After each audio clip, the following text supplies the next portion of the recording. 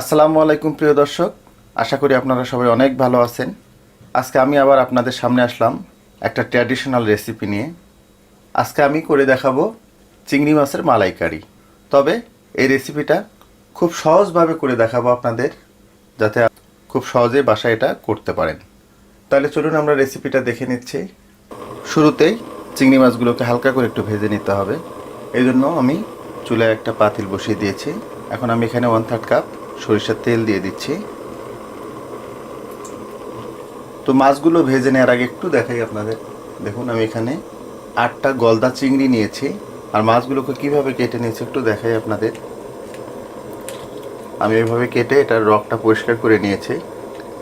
আমি খোসা রেখেছি, আপনারা চাইলে এটা ফেলেও দিতে পারেন, কোনো সমস্যা নেই। খোসাটা থাকলে খুব সুন্দর দেখা যায়, এই আর কি। মাছগুলোতে হালকা একটু লবণ দিয়ে মেখে নিয়েছি আমি। তখন হালকা করে একটু ভেজে নিতে হবে।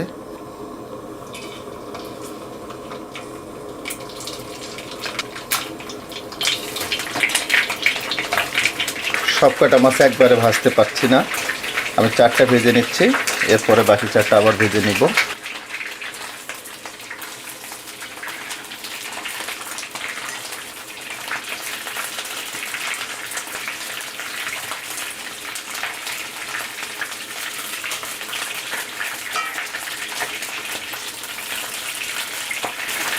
তবে মাছগুলোকে কিন্তু অবশ্যই হালকা করে ভেজে নিতে হবে। তার কারণ চিংড়ি মাছ বেশি পরিমাণ ভাজা বা রান্না করলে এটা শক্ত হয়ে যায়।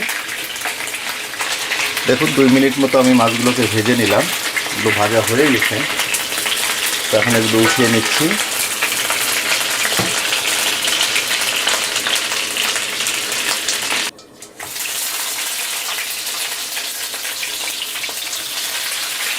তো একইভাবে বাকি মাছটা ভেজে নিয়ে আমি ফিরছি। একই প্যানে আমি আরও 1/3 কাপ সরিষার তেল দিয়ে দিচ্ছি। ছোট্ট 2 টুকরো দারুচিনি দিয়ে দিচ্ছি। 3টা এলাচ, 4-5টা লবঙ্গ, একটা তেজপাতা মাঝখান দিয়ে ছিঁড়ে নিয়েছি। মশলাগুলোকে হালকা একটু ভেজে নিব। এখন এখানে 1/2 কাপ পেঁয়াজ বাটা দিয়ে দিলাম।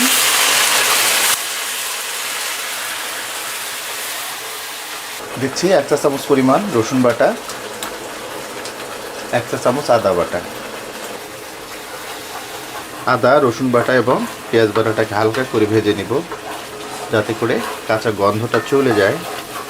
এখন আমি এখানে 1 চা চামচ জিরার গুঁড়া দিয়ে দিচ্ছি। 1 চা চামচ ধনিয়ার গুঁড়া, 1 চা চামচ হলুদের গুঁড়া। দিচ্ছি 1/2 টেবিল চামচ শুকনো মরিচের গুঁড়া, 1/2 চা চামচ গরম মশলার গুঁড়া। শুকনো মশলাগুলো যাতে পুড়ে না যায়, আমি এখন এখানে একটু নারকেলের দুধ দিয়ে দিব। 1/2 কাপ মতো দিয়ে দিচ্ছি আমি।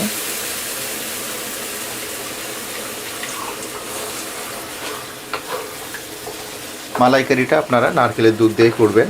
যদি হাতের কাছে অ্যাভেলেবেল না থাকে, সেই ক্ষেত্রে গরম পানিতে একটু গুঁড়া দুধ দিয়েও আপনারা এটা রান্না করতে পারবেন, কোনো সমস্যা নেই।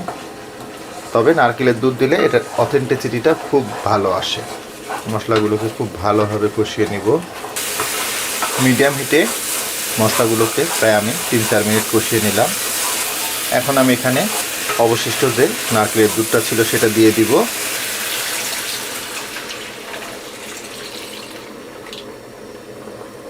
আমি টোটাল 2.5 কাপ নারকেলের দুধ ব্যবহার করলাম। এখন আমি এতে পরিমাণ মতো লবণ দিয়ে দিচ্ছি। লবণটা আপনারা আপনাদের স্বাদ মতো অ্যাডজাস্ট করে নেবেন। মশলাগুলো ভালোভাবে কষিয়ে নিলাম। এখন আমি এখানে সেই শুরুতে ভেজে রাখা চিংড়ি মাছগুলো দিয়ে দিচ্ছি। সেই সাথে কয়েকটা কাঁচামরিচ দিয়ে দিব আমি। কাঁচামরিচগুলো জাস্ট ফ্লেভারের জন্য দিচ্ছি। ঢাকনাটা লাগিয়ে দিচ্ছি। চুলার তাপটাকে মিডিয়াম এবং লোয়ের মাঝামাঝি রেখেছি।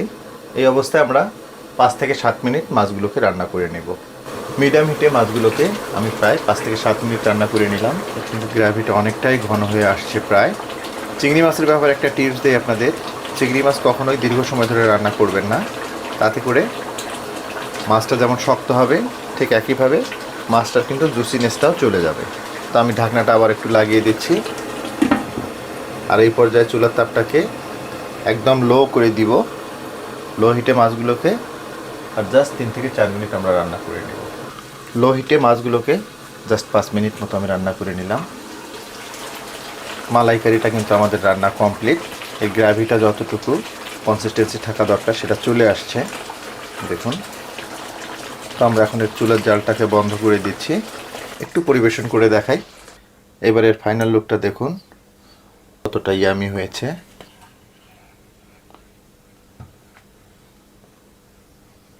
এর গ্রেভিটা দেখুন, একদম পারফেক্ট কনসিস্টেন্সি। এবারের ফাইনাল লুকটা দেখুন কতটা ইয়ামি হয়েছে। এর কালার, এর টেক্সচার দেখে বুঝতেছেন এটা কতটা টেস্টফুল হবে। আশা করব এই রেসিপিটা আপনাদের অনেক ভালো লাগবে, আর ভালো লাগলেই কিন্তু আমার সার্থকতা। যদি ভালো লেগেই থাকে, আর যদি আপনি আমার চ্যানেলে নতুন হয়ে থাকেন, তাহলে রিকোয়েস্ট করব আমার চ্যানেলটাকে সাবস্ক্রাইব করার জন্য, সেই সাথে লাইক, শেয়ার এবং কমেন্ট করার জন্য। আর যারা অলরেডি আমাকে সাবস্ক্রাইব করে রেখেছেন তাদের কাছে আমি অনেক অনেক কৃতজ্ঞ। তো আজকে এ পর্যন্তই। আবার নতুন কোনো রেসিপি নিয়ে আপনাদের সামনে আসবো। সে পর্যন্ত সবাই অনেক ভালো থাকবেন, সুস্থ থাকবেন, নিরাপদ থাকবেন। আল্লাহ হাফেজ।